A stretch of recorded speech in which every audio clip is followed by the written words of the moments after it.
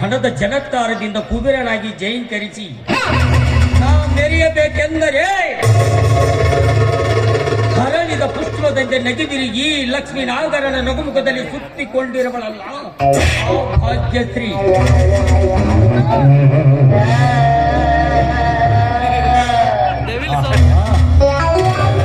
ಏನಬಲ ಚೆಲುವಿನ ಚಿತ್ರಪಟ.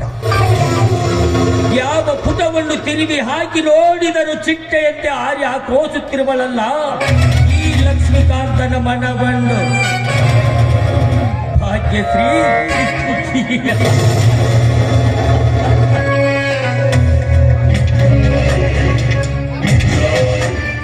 ಹಪ್ಪಟ ಸುಂದರಿಯಾಗಿ ನೀನೆಷ್ಟು ನಿನ್ನ ತವರಿನಲ್ಲಿ ಅಲಿತುಕೊಂಡರೂ ಈ ಲಕ್ಷ್ಮೀಕಾಂತನ ಜಾಲದಲ್ಲಿ ನೀ ಬೀಳಲೇಬೇಕು.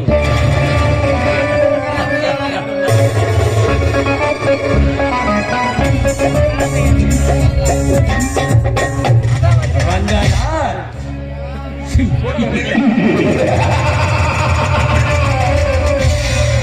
ಈ ಲಕ್ಷದೇಶ್ವರನ ಚದುರಂಗದ ಆಟದ ಮುಂದೆ ನಿನ್ನ ಆಟ ಯಾವ ನಡೆಯಲಾರದು ತಿಳಿದುಕೋ.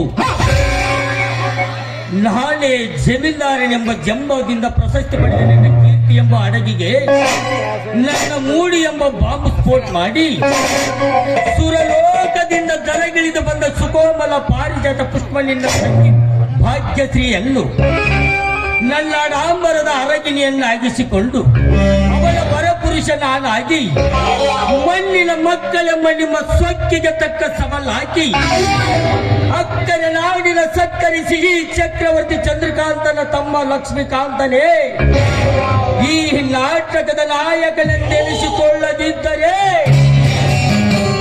ನನ್ನ ಹೆಸರು ಲಕ್ಷ್ಮೀಕಾಂತನೇ ಅಲ್ಲ.